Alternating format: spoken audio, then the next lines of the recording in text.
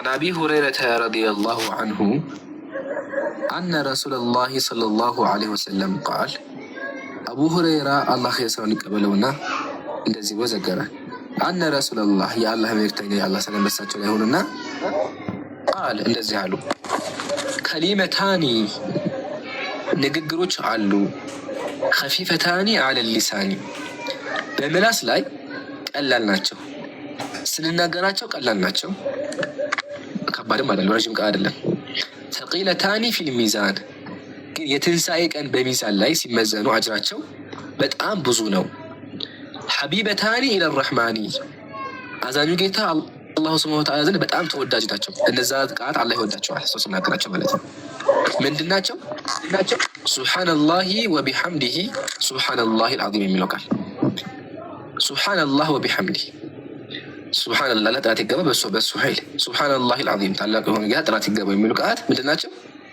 አላህ ዘንድ በጣም ተወዳጅ የሆኑ ቃላት ናቸው ማለት ነው እንዲሁም ሚዛን ላይ ከባድ ናቸው በአፍ ላይ ቀላል ነው ስለዚህ ሁሉ ጊዜ በቻኑ ማታ አለብን ሱብሃንአላሂ አልዓዚም ሱብሃንአላሂ ወቢሐምዲሂ ማታ አለብን እንደዚህ ቃል መላገም የውመል ቂያማ አጅር እንድናገኝ እንዲሁም ደግሞ ሚዛን ላይ ብዙ አጅር እንድናገኝ በተጨማሪ ደግሞ አላህ ዘንድ ተወዳጅ ናቸው የሚሉት ቃል ሱብሃንአላሂ ወቢሐምዲሂ ሱብሃንአላሂ አልዓዚም ስለዚህ ኮሜንት ላይ ሁላችሁም ሱብሃንአላሂ ወቢሐምዲሂ ሱብሃንአላሂ አልዓዚም እያላችሁ ጻፉ ሙተፈቁን ዐለይሂ ቡኻሪና ሙስሊም ዘግበውታል ሐዲስ ቁጥር 1 አለቀ ሐዲስ ቁጥር 2 በድጋሚ عن ابي هريره رضي الله عنه الله ابو هريره እንደዘገበው አላህ ኸይሳው ይደድለትና قال እንደዚህ አለ جاء رجل الى رسول الله አንድ ሰው ወደ ነብዩ ሰለላሁ ዐለይሂ ወሰለም መጣ فقال አለ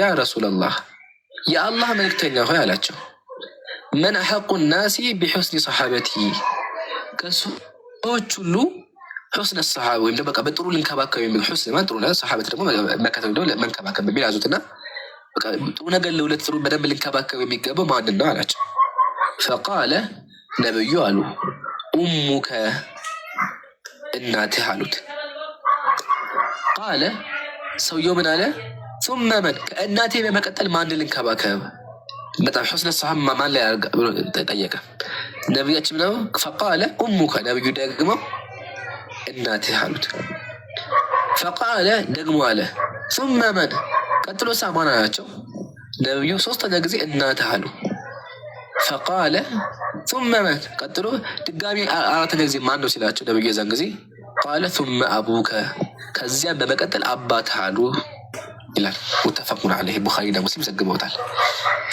በዚህ ሐዲስ ምን እንደማያለን የእናት ሐቅ ከባድ እንደሆነ እናታችን መቻለው በጥሩ ነገር መንከባከብ እንዳለብን ጥሩ ነገር ከማድረግም አልፎ በጥሩ ነገር በቃ ምን ልባሽ አለ ከባድ ነው በቃ ጥሩ የተባሉት ነገሮች በሙሉ ኸይር ነገሮች የተባሉት በሙሉ ማድረግ እንዳለብን እንገነዘባለን በመቀጠል አባታችንም እንደዛው ማለት ነው ለምን እናት ማለት 9 ወር ያክል በማህፀኗ ይዛ ከተወለድን በኋላ ከነ አይባችን ከነ ጉድለታችን ተንከባክባ ካሳደገችን በኋላ እናታችን ብቻ የለም አይደለ ስለዚህ ሐቋን ማድረግ አለብን መወጣት አለብን እሺ ይሄን ይመስላል አይ ቲንክ በውስጥም 3 ሐዲስ ይሆን ተብሏል እንደዛ ይችላል መሰለኝ አይደል አጀማ 3 ሐዲስ ከሆነ በ10 ቀን ስለሚያልቅ ያው ቀኑ ይቀርባል በ12 ቀን ይቀርባልና 3 ሐዲስ እንደርጎ አንድ ሐዲስ እንጨምር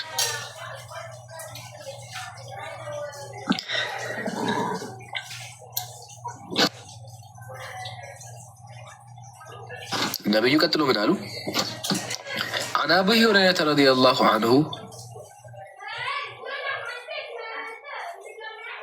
ابو هريره رضي الله عنه እንደዘገበው ان رسول الله صلى الله عليه وسلم قال يا الله መልእክተኛ صلى الله عليه وسلم እንደዚህ አሉ اياكم والظن ጥርጣሬ የሚባለውን ነገር አደራራችኋለሁ መጠራጠርን አደራራችኋለሁ فإن الظن أكذب الحديث ጥርጣሬ የሚባለው ነገር በሙሉ የውሸት ወሬ ነው ወይም ደግሞ ውሸት ነው አሉ መጠራጠር ጥሩ አይደለም ማለት ነው ጥርጣሬ ምንድነው እስቲ አሁን ከጃቢር ገብቶ እኮ እንትን ያደረገው በቃ እኔ እንትን ለማድረግ ነው ጥርጣሬ ዝም ብዬ እንደዚህ እኮ ጥርጣሬባቸው ጥርጣሬ ጥሩ አይደለም በቃ ነብዩ ምን አሉ فإن الظن ይሄ ጥርጣሬ ነገር أكذب الحديث በቃ የንግግር ውሸት ነው በቃ።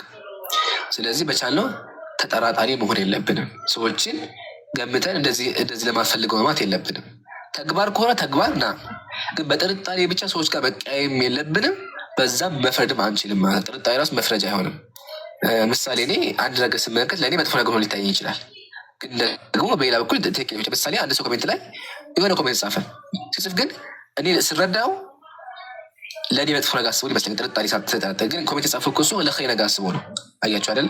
በዚህ አንጻር ተቀምጠዋል። ስለዚህ ነቢዩ ሰለላሁ ዐለይሂ ወሰለም አሽረፈል ኸልቅ ሆት እንዳስተማሩን ጥርጣሬ የሚባውን ነገር መጠንቀቅ አለብን ማለት ነው።